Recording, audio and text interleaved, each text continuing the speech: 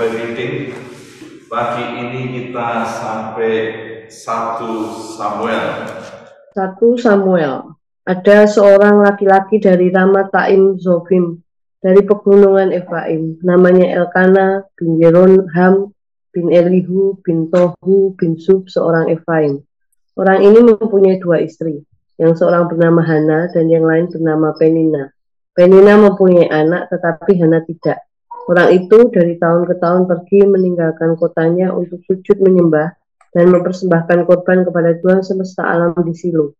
Di sana yang menjadi imam Tuhan ialah kedua anak Eli, Hofni dan Pinehas. Pada hari Elkana mempersembahkan korban, diberikannya lah kepada Penina istrinya dan kepada semua anaknya yang laki-laki dan perempuan masing-masing sebagian. Meskipun ia mengasihi Hana, ia memberikan kepada Hana hanya 1 bagian, sebab Tuhan telah menutup kandungannya. Tetapi madunya selalu menyakiti hatinya supaya ia gusar, karena Tuhan telah menutup kandungannya.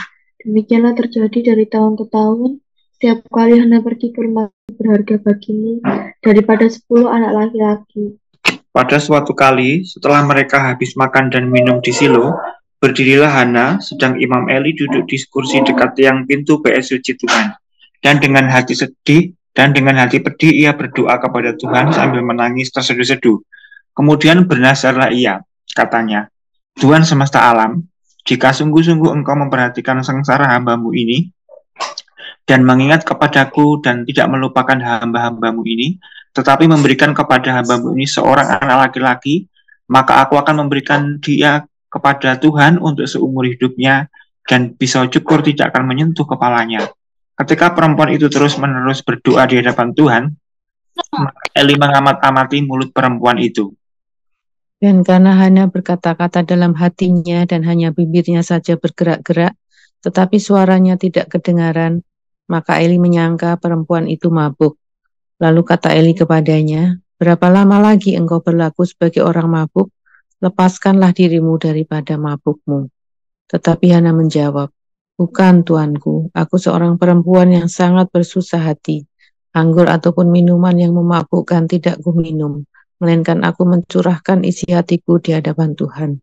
Janganlah anggap hamba-Mu ini seorang perempuan dursila, sebab karena besarnya cemas dan sakit hati, aku berbicara demikian lama. Jawab Eli, pergilah dengan selamat, dan Allah Israel akan memberikan kepadamu apa yang engkau minta daripadanya.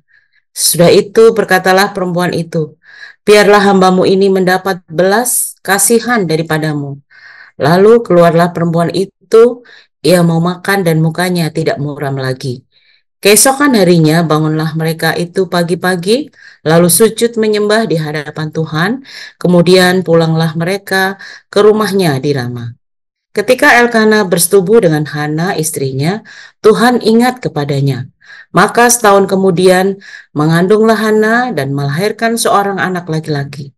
Ia menamai anak itu Samuel, sebab katanya, aku telah memintanya daripada Tuhan.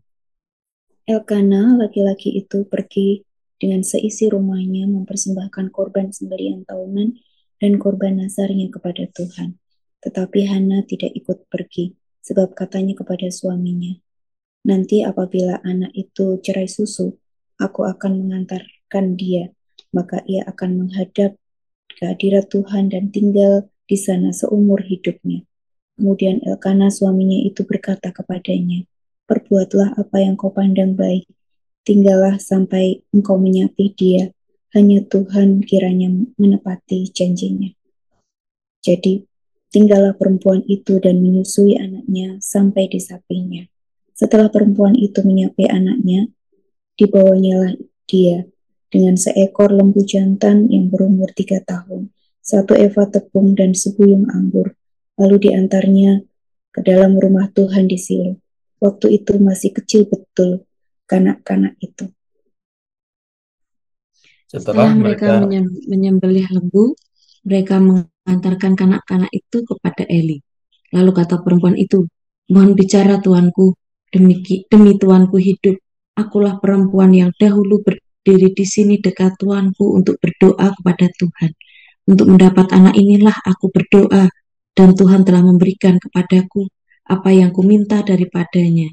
maka aku pun menyerahkannya kepada Tuhan. Seumur hidup terserahlah ia kiranya kepada Tuhan. Lalu sujudlah mereka di sana menyembah kepada Tuhan. Ini lanjutan dari kitab Hakim-Hakim Rut, dan kita melihat bahwa sekitar 2000 sebelum Kristus itu kisah di Alkitab menceritakan tentang Abraham, dan sampai kepada Daud yaitu sekitar 1000 tahun. Jadi 500 tahun kisah di Alkitab ini mengisahkan bapak leluhur Abraham, Ishak, Yakub, dan sampai pada Musa, dan 500 tahun kita melihat ke Daud ini dipimpin oleh nabi dan hakim-hakim Israel. Terlihat kisahnya hakim-hakim yang terakhir sampai pada Samuel, hakim-hakim yang terakhir. Dan kisah Samuel ini mulai dari Samuel dan mengisahkan dari 1 Samuel, 2 Samuel, yaitu Israel dipimpin oleh raja-raja. Dan kitab Samuel banyak membahas tentang Raja Saul dan Raja Daud. Dan setelah itu kita melihat bahwa Israel sampai pada Kristus nanti. Dan di sini 1 Samuel kita melihat awal dari lahirnya Samuel. Dari mana Samuel ini muncul?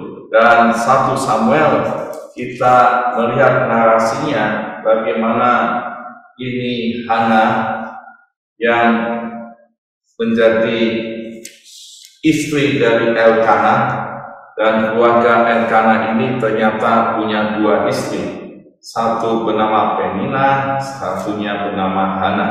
Jadi ayat 1 sampai 8 ini kita melihat bagaimana Hana itu menderita karena selalu dari tahun ke tahun disakiti hati oleh Penina. Penina ini istri yang memiliki anak, tapi Hana tidak memiliki anak, sehingga Penina sering menyakiti hati Hana. Dan setiap kali Hana pergi ke rumah Tuhan, Penina menyakiti hati ini, bertahun-tahun menyakiti hati. Dan yang terjadi, Hana ini menangis, sedih, dan bergumul, menderita, dan karena tidak punya anak juga.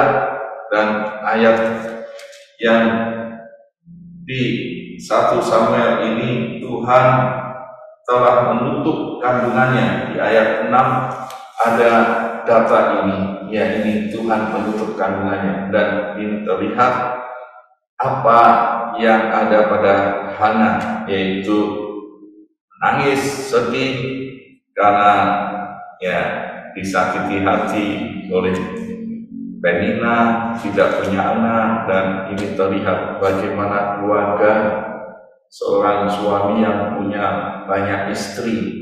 Ini terlihat bahwa Tuhan Yesus sudah terus mengatakan bahwa sejak semula Allah itu menghendaki laki-laki dan satu perempuan, monogami yang ada dalam satu keluarga, karena mereka menjadi satu daging. Begitu ada banyak istri, terlihat ternyata ada yang menderita.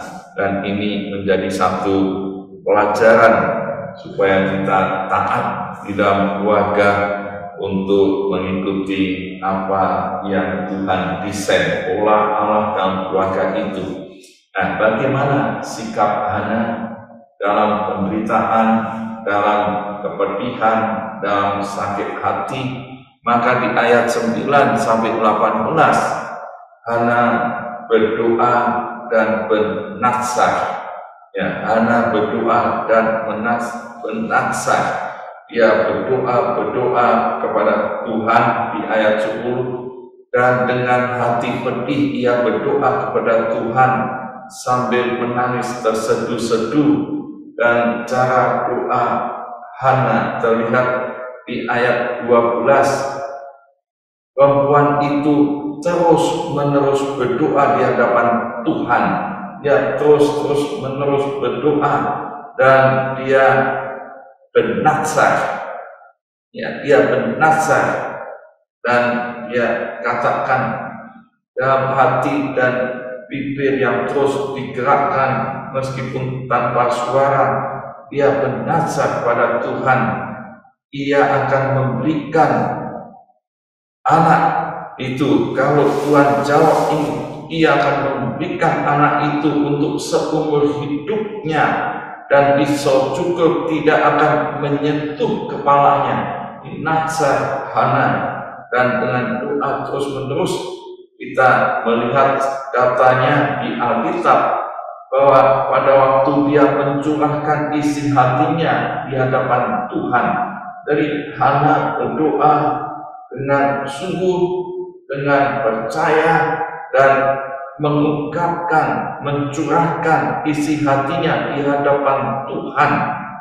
Dan waktu dilihat Eli ini imam, dia melihat ternyata Hana seperti orang mabuk, ya seperti orang mabuk, dan orang yang mabuk itu tidak sadar dan ya kata-katanya tanpa terkendali, dan ini dilihat oleh Eli. Dan kita bisa melihat analog yang ada di Alkitab, Kisah Rasul, pada waktu rasul-rasul penuh dengan Roh Kudus berbahasa roh, semua orang katakan ini mabuk anggur.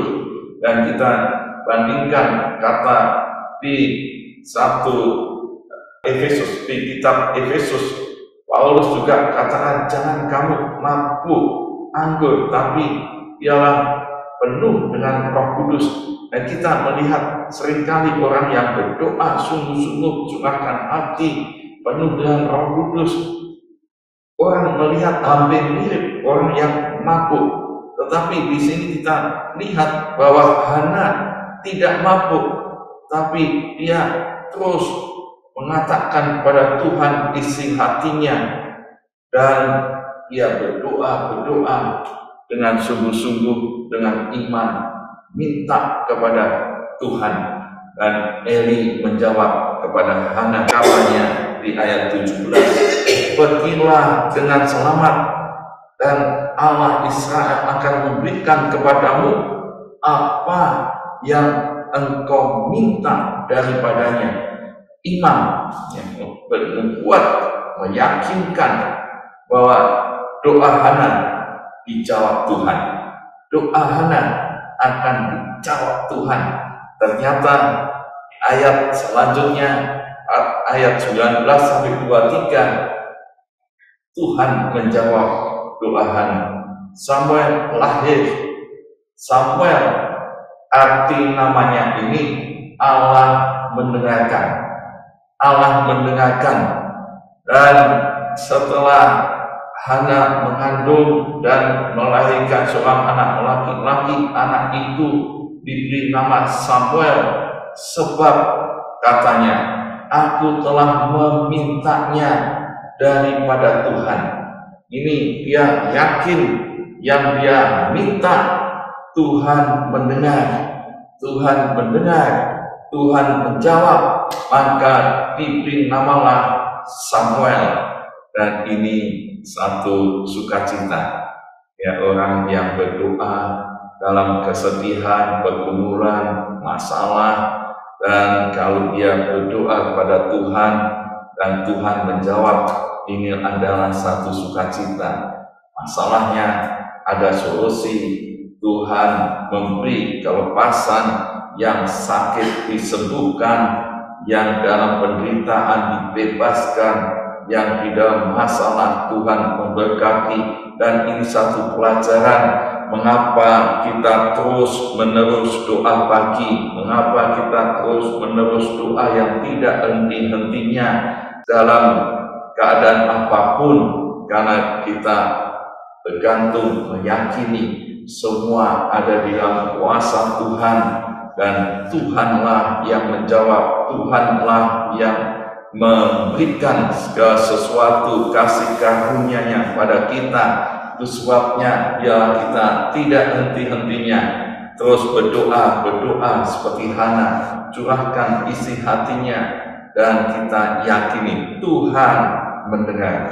Di ayat 24 sampai 28 kita melihat ternyata Hana mengantar Samuel menghadap hadirat Tuhan dan tinggal seumur hidupnya. Ini di ayat 22. Dan ia menepati janjinya, diantarlah ke Imam Eli, dan Hana memberikan Samuel ini, untuk mendapat anak inilah aku berdoa, dan Tuhan telah memberikan padaku apa yang kuminta daripadanya. Ayat 28, maka aku pun menyerahkannya kepada Tuhan seumur hidupnya, terserahlah ia kiranya kepada Tuhan. Ya, ini Tuhan mendengar doanya, dan nazar Hana sekarang ditepati, nazar Hana dilakukan, dan ini menjadi satu contoh bahwa Hana yang komit, yang berjanji pada Tuhan, kalau doanya didengar, dia tidak lupa, dia tidak mengabaikan, tapi Hana tetap yakin, tetap setia dengan apa yang dinazarkan, dan Samuel diserahkan kepada Tuhan di dalam konteks ini kepada Imam Eli seumur hidupnya, panjang hidupnya. Jadi ini satu contoh menjadi hamba Tuhan, melayani Tuhan, dan Samuel menjadi hakim yang terakhir karena komitmen ibunya yang menyerahkan anaknya seumur hidupnya. Dan kita seringkali kalau berjanji pada Tuhan, ini evaluasi, lupa, ya. Yang bernazar tidak sedikit lupa, dan orang-orang yang bernazar sering Tuhan jawab. Ya. Dulu ada orang yang sakit, yang parah, dokter tidak menemukan dengan detek diagnosa yang tepat, tapi pada waktu itu saya seringkali katakan, sudahlah, bernazar saja sama Tuhan. Tuhan bisa menjawab, Tuhan mendengar karena kuasanya.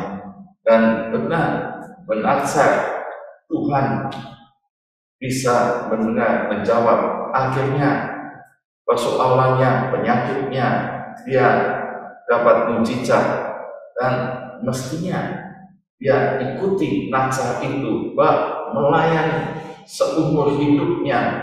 Hidup ini bagi Tuhan. Kalau dia mati, selesai. Dan kalau dia mau hidup dan Tuhan dengar, ya biarlah hidup ini untuk Tuhan seumur hidupnya, seperti Hana menyerahkan Samuel. Dan dari sini kita melihat bahwa amanat teksnya, bahwa Allah itu memperhatikan dan menjawab doa orang percaya yang bernazar, yang komit, yang sungguh-sungguh, yang beriman. Dan keluarga yang harmonis adalah keluarga yang taat perintah Tuhan. Ya, ada yang perintah Tuhan, ya dia akan harmonis, bahagia, diberkati Tuhan. Aplikasi hari ini, apakah saudara ketika menderita, bermasalah, ada kesulitan, punya masalah apapun, selalu berdoa pada Tuhan, curahkan isi hatinya, persoalannya kepada Tuhan, dan berani bernazar, nyerahkan semuanya untuk Tuhan. Dan dalam doa, apakah saya yakin doanya didengar Tuhan, dijawab Tuhan. Samuel, Tuhan mendengarkan, dan apakah keluarga saya sudah taat firman Tuhan. Tuhan Yesus memberkati.